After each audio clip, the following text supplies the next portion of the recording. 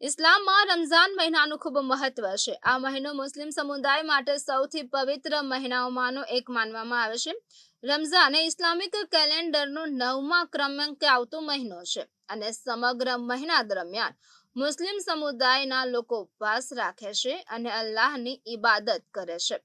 ત્યારે ચાલો જાણીએ કે ઇસ્લામમાં રમઝાન મહિનાને પવિત્ર મહિનો કેમ કહેવામાં આવે છે. રમઝાનને ઇસ્લામમાં સૌથી પવિત્ર મહિનો માનવામાં આવે છે કે જેમાં વિશ્વભરના મુસ્લિમ સમુદાયના લોકો રોઝા એટલે કે ઉપવાસ રાખે છે કે જ્યાં ઉપવાસ એ ઇસ્લામના મુખ્ય સ્તંભોમાંથી એક છે અને દરેક પુખ્ત અને સ્વસ્થ મુસ્લિમ માટે રમઝાનમાં રોઝા રાખવા ફરજિયાત હોય છે કે જ્યાં ઇસ્લામમાં ઉપવાસની પરંપરા બીજી હિજરીમાં શરૂ થઈ હતી અને મુસ્લિમોને રોઝા રાખવાનો આદેશ પૈગંબર મુહમ્મદ સાહેબે મક્કાથી મદીના હિજરત કર્યાના 1 વર્ષ પછી આપ્યું હતું. ઇસ્લામિક માન્યતાઓ અનુસાર રોઝા ફક્ત ભૂખ્યા અને તરસ્યા રહેવા માટે નથી, પરંતુ તે આત્મનિયંત્રણ, આત્મશુદ્ધિ અને અલ્લાહની વધુ નજીક જવાનું એક માધ્યમ પણ છે કે જ્યાં ઇસ્લામિક માન્યતાઓ અનુસાર પવિત્ર કુરાન પણ રમઝાન મહિનામાં ધરતી ઉપર ઉતારવામાં આવ્યું હતું. તેથી તો તેને વધુ મહત્વપૂર્ણ માનવામાં આવે છે. ત્યારે આ મહિનામાં ખાસ તરાવીહની નમાઝ અદા કરવામાં આવે છે અને સબ-એ કદર પર ખાસ નમાઝ અદા કરવામાં આવે છે અને રમઝાનમાં લોકો સંયમ, ધીરજ અને દાન આપવાની ટેવ વિકસાવે છે કે જ્યાં સવારે સહેરીથી ઉપવાસ શરૂ થાય છે અને સૂર્યાસ્ત સમયે ઇફતાર સાથે ઉપવાસ છોડવામાં આવે છે. ઉપવાસ દરમિયાન ખાવા પીવા ઉપરાંત ખોટા આચરણ, જૂઠાણું, ગુસ્સો અને ખરાબ ટેવોથી દૂર રહેવું જોઈએ. બીમાર, વૃદ્ધો, સગર્ભા સ્ત્રીઓ અને મુસાફરી કરતા લોકોને રોઝા રાખવામાંથી મુક્તિ આપવામાં આવી છે, પરંતુ તેમને ઉપવાસ પછીથી રાખવા પડશે અથવા તો ગરીબોને ભોજન કરાવવાનો વિકલ્પ આપવામાં આવે છે. જ્યાં રમઝાન મહિનો મુસ્લિમો માટે ખૂબ જ મહત્વપૂર્ણ છે. આ મહિનો તેમને અલ્લાહની વધુ નજીક આવવા અને તેમના જીવનમાં સુધારો કરવાની તક આપે છે. રમઝાન ફક્ત બંદગી અને ઉપવાસનો મહિનો નથી, પરંતુ તે એક એવો સમય છે કે જ્યારે સમગ્ર મુસ્લિમ સમુદાય ભાઈચારો અને કરુણામાં એક થાય છે. ત્યારે દક્ષિણ ગુજરાતની સૌથી મોટી દરગાહ ગણાતી હઝરત ખ્વાજા દાના સાહેબની દરગાહ ખાતે દર વર્ષની જેમ આ વર્ષે પણ ઇફતારીનું આયોજન કરવામાં આવ્યું છે કે જ્યાં દરેક સમાજ સહિત હિન્દુ મુસ્લિમ સાથે ઇફતારી કરતા દેખાઈ આવે છે.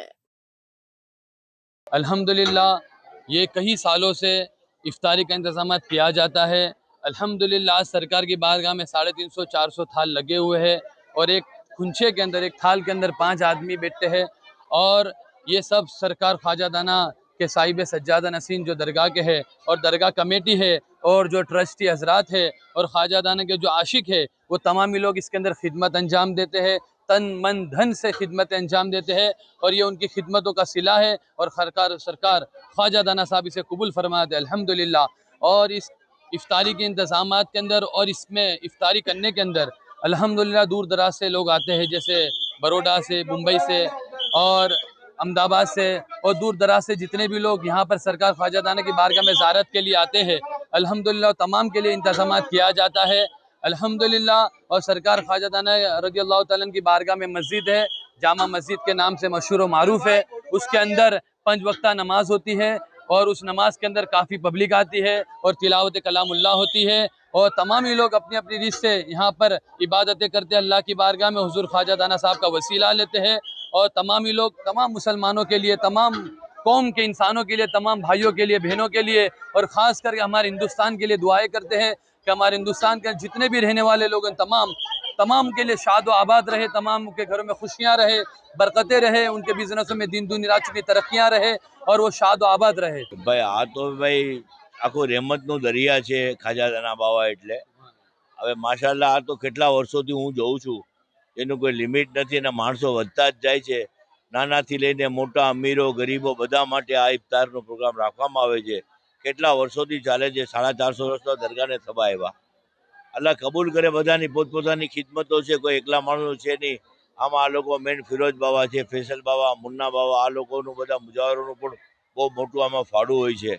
માણસોને ભેગા કરવા અલ્હમ્દુલિલ્લાહ બહુ સારી રીતે થાય છે.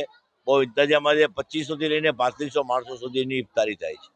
છેલ્લો સવાલ છે, તમે મુંબઈથી સ્પેશિયલ અહીંયા 1 મહિના માટે ઇફતારી માટે આવો છો? નહીં. પહેલાં હું આવતો હતો. હમણાં તો હું સુરત જ રહું છું. મારા મધર ગુજરી ગયા પછી. એટલે ખાસ આમાં ઘણા માણસો આવાડે રોજ હોય છે ઇફતારી માટે ખાસ. જે અમીર પણ છે અને અલ્હમ્દુલિલ્લાહ તકલીફ કોઈ નથી. બધાને પોતપોતાની રીતે ખાઈ પીએ છે ને મજા કરે છે. શું મેસેજ આપે છે? રમજાન બધાને મોહબ્બતનો મેસેજ આપે છે. મારી વાત સમજી લો, હ્યુમેનિટીનો મેસેજ આપે છે, ઇન્સાનિયતનો મેસેજ આપે છે. અને તમારા પેટ ઉપર સબ્ર, એ બહુ મોટું મેસેજ છે. અને આનાથી કોઈ મોટો તહેવાર છે નહીં આપણા માટે. અલ્લાહ કબૂલ કરે. અને ભાઈચારા માટે પણ છે. અહીંયા હિન્દુ મુસલમાન બધાને આવવાની છૂટ છે ભાઈ રમજાન. એટલે એવું નથી કે ખાલી આ રોજો બધા માટે જ છે અહીંયા જમવું. રમઝાન ઇસ્લામનો પવિત્ર મહિનો છે કે જેમાં મુસ્લિમો રોઝા રાખે છે, જ્યાં સહેરી અને ઇફતાર ખાવાથી સહનશીલતા જળવાઈ રહે છે. અને રમઝાનના પવિત્ર મહિના દરમિયાન મુસ્લિમ સમાજ રોઝા રાખે છે. રોઝાની શરૂઆત સવારની નમાઝ પહેલા શેરી ખાવાથી થાય છે અને શહેરી ખાવાથી આખો દિવસ ભૂખ્યા તરસ્યા રહેવાની શક્તિ મળે છે. દિવસ દરમિયાન કશું જ ખાવા પીવાનું હોતું નથી અને સાંજે સૂર્યાસ્ત પછી ઇફતાર કરીને રોઝા ખોલવામાં આવે છે કે જ્યાં ઇફતાર કરતા પહેલા દુઆ માંગવામાં આવે છે અને ખજૂર અથવા પાણીથી રોઝા ખોલવામાં આવે છે. ત્યારે સુરત શહેરના ગોપીપુરા વિસ્તારમાં આવેલ ખ્યાતનામ સૂફી સંત હઝરત ખ્વાઝા સૈયદ જમાલુદ્દીન દાના સાહેબની દરગાહ ખાતે પવિત્ર રમઝાન માસ દરમિયાન દર વર્ષની જેમ આ વર્ષે પણ ભવ્ય ઇફતારીનું આયોજન કરવામાં આવ્યું છે કે જે દરેક સમાજ અને ધર્મ માટે કોમી એકતાનો સંદેશો આપે છે. કેમેરામેન તોશિફ શેખ સાથે એઝાર શેખ, ગુજરાત ન્યૂઝ, સુરત.